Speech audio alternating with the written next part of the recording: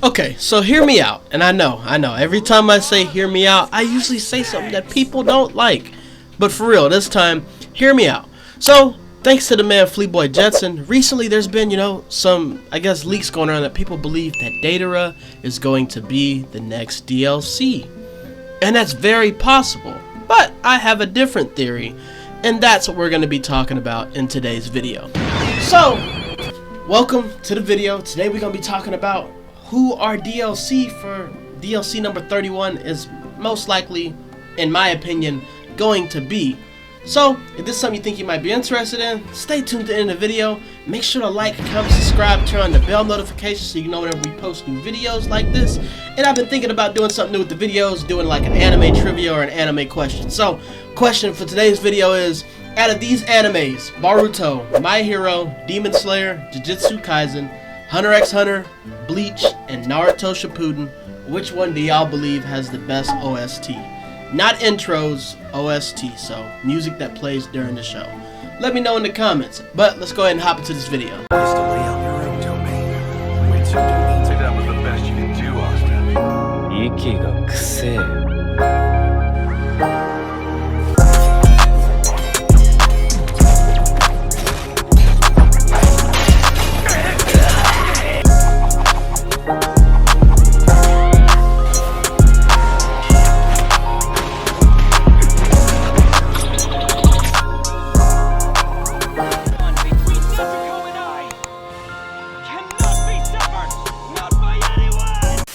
So, going off of the data mines that, was in there, basically, there's a jutsu that's supposed to be detonatable. And this is a valuable source because, it's data mined and this is kind of how they predicted Tamari coming.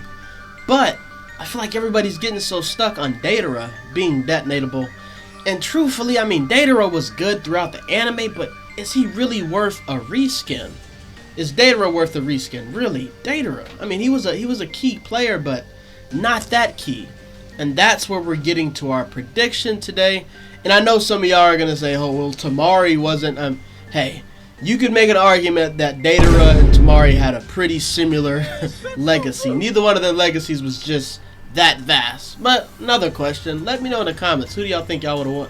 Who do y'all think would have won out of a fight between Datara and Tamari? Me personally, I think Datara got it, but they're both very ranged fighting characters. So who would have came out on top? But the character that I think that is coming instead of Datara is my man Koji Kashin. And I know some of y'all are going to be like, wait, what? Koji Kashin.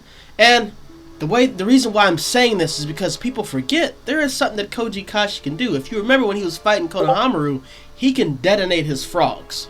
So, and he can do anything that Jiraiya can do, and he's the clone of Jiraiya. So why wouldn't he fit the theme of legacy? This fits him perfectly. So, when we talk about some feats, so Koji Kashin was a clone created by Amado Sanzu, who was basically the doctor and the professor, well, not professor, the researcher for the Kara. And he created Koji Kashin for the purpose of defeating Jigen / Ishiki Otsutsuki. So, some feats, like I said, he handled a fight against Kakashi in the anime. He infiltrated and deceived the Hidden Leaf easily for multiple weeks. He's arguably one of the strongest characters in the inners, out of the inners in the Kara. He easily handled Konohamaru, manipulated Dr. Kotosuke under a genjutsu, and caused him to release information to the Kara about the scientific ninja tools while he was in the Hidden Leaf. He pushed Jigen to the point where he pushed Ishiki to the point where Ishiki had to leave the vessel of Jigen because the body was so damaged. Granted, Jigen was in a weakened state, but Koji Kashin was still smart enough to get this done. And he was actually able to fight with Ishiki for a little bit. So those are some feats. As far as what he possesses, he can do pretty much anything that Jiraiya did. So, Rasengan, multi-shadow clone, fire and earth release. He can also do yin release, and he can also utilize time-space jutsu. He was able to summon the flames when he was fighting Ishiki to burn him. Natural flames that Ishiki wasn't able to absorb, but his dojutsu did allow him to shrink it. But he's able to use time-space jutsu, and he was also able to get to the realm of the Ten Tails. Of course, he can use the Toad summonings, he can use reverse summonings, he can also still use the, don't really know what it's called, but the jutsu that he can use from Jiraiya, the lion's mane. He can use that also. He can also use Fujutsu, however you say it, sealing techniques, because he was actually able to seal Team 7 whenever they were fighting whenever they was fighting AO, they sealed them in place, and he was also able to use this technique whenever he was fighting Jigen in order to summon the flames in the first place to burn him. And he can also use Jiraiya's jutsu that a lot of people probably forgot about, that's pretty similar to Shikamaru's jutsu. He can use the toad flatness, where he goes into his shadow and he can hide in his shadow for the amount of time that he can hold his breath. And as far as some feats that he has alone to himself, he has the true fire of Samadachi, or the flame trance. I forgot what it's called, but basically the eternal flames that are going to basically burn your body. And this is what he uses the toad for whenever he's fighting Konohamaru, and I believe he used it whenever he killed Victor as well, using the toad, and then it engulfs them in flames that can't be put out. Pretty similar to what Itachi does with Amaterasu. And like I said, he can also use Genjutsu, Yen release. This guy has it all. So as much as it sucks, as far as for the DLC concept, I believe that Koji Kashin will be a defense type. Just because it just seems like it fits, since, you know, our first one was a healer and our next one was a range. And if people are believing that, well, Ishiki's probably going to be a range type also, possibly, which means that Naruto's probably going to be attack, and if we get Koji Kashin, he's probably going to be a defense type. So we're going to get another attack Naruto. But for the first jutsu, I believe it's going to be the Raging Lion's Mane. And this is going to have a 15-second cooldown, and it's going to reduce the defense. I feel like this jutsu is going to work pretty similar to what Octo Hug works like, but maybe a longer distance, and possibly maybe you might be able to grab multiple opponents. It might work similar maybe to the Sage Art Purple Lightning. But this is what I believe would happen instead of a Rasengan. So far with this whole season pass, they haven't really given us like reskin jutsus, if you get what I'm saying. They're not giving us multiple Rasengans besides the Rasengan Unison. Tamari had unique abilities and Madara had unique abilities. So if they do give us Koji Kashi, I believe that his jutsus are going to be unique. As far as Naruto though, I mean, it's kind of defeating my theory that Barin Naruto is going to get a Rasengan because everybody else had different jutsus, but we know Naruto. We know that that's the main thing he used, so he probably will get a Rasengan.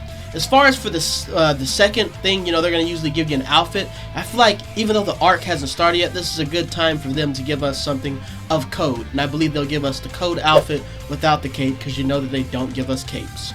As far as with his the third award that he'd get, his jutsu number 2, I believe it's going to be the Summoning Toad Trance of True Flames. And this is basically going to be something similar to the Kitty Kitty Mai, where he strikes you and he puts the toad on you, and then the toad is going to detonate on its own after amount of time, or you can detonate it manually. That's where the detonate action comes from, and it's going to cause burn damage and have your movement speed reduced.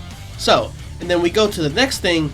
His ultimate is going to be the Sage Art 5 Fire God Fans of Flames. And this is basically what he used whenever he was getting ready to try to burn Ishiki, before Ishiki was able to shrink the flames and then drop the pillar on him.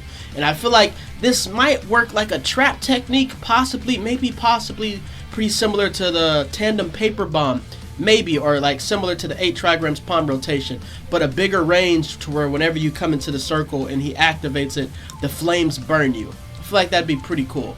And then of course, you know, we'll get a Shinobi boost. I believe number 6 will actually get Koji Kashin's he'll actually get his real hair, which I feel like is a pretty cool hairstyle. We already have his mask, so they can give us his hair. And then as far as the 7th award, I believe they'll give us Code's hair. That'll be a pretty, you know, unique hairstyle to get with the little bar in between. And it's a different, you know, they've been giving us a decent amount of Boruto things, so I think this would be something good. I feel like we get a lot of awards from Code with this DLC. And then as far as for the last award, I believe that this can be the time that they finally bring us the Sage Mode face paint. And then also, it was kind of hard to think of an honorary title, but I'm going to think of honorary title Otsutsuki Killer, because that was the original reason that he was created, was to take down Ishiki Otsutsuki. And then there have been some honorable mentions of people like Pakura and also Reanimated Datara, but I just don't feel like they haven't put filler characters into the game. So people like Pakura, even though she's not filler, I really don't feel like they would really just throw her into the game, if I'm being honest with you. And Datara, he just doesn't seem that important to get a reanimated skin. Koji Kashin makes way more sense.